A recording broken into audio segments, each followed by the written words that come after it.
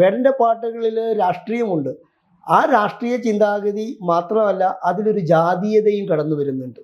ഞാൻ നേരത്തെ സൂചിപ്പിച്ചതുപോലെ ഇത്തരം ജാതീയതകൾ പറഞ്ഞുകൊണ്ടല്ല ജാതിയെ ഇല്ലാണ്ടാക്കേണ്ടത്, മാനസിക പരിവർത്തനത്തിലൂടെയാണ്.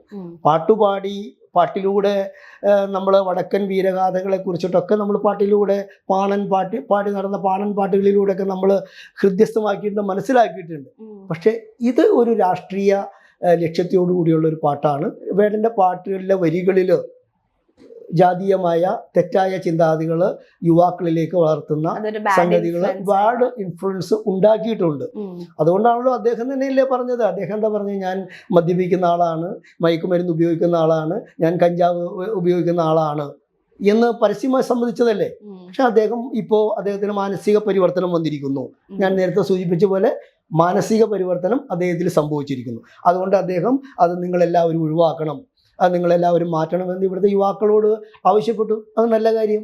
പക്ഷെ ഇപ്പോഴത്തെ യുവാക്കൾക്കാണെങ്കിലും കൂടുതലും ഇത്തരത്തിലുള്ള ബാഡ് ഇൻഫ്ലുവൻസിനെയാണ് അവര് വേർഷിപ്പ് ചെയ്യുന്നത്. ലൈക്ക് പക്ഷെ നല്ലത് പറഞ്ഞു കൊടുത്താൽ അവർക്ക് അക്സെപ്റ്റ് ചെയ്യാൻ ബുദ്ധിമുട്ടാണ്. ഇങ്ങനത്തെ കാര്യങ്ങളാണ് പെട്ടെന്ന് അട്രാക്ട് ചെയ്യുന്നതെന്ന് തോന്നുന്നുണ്ടോ?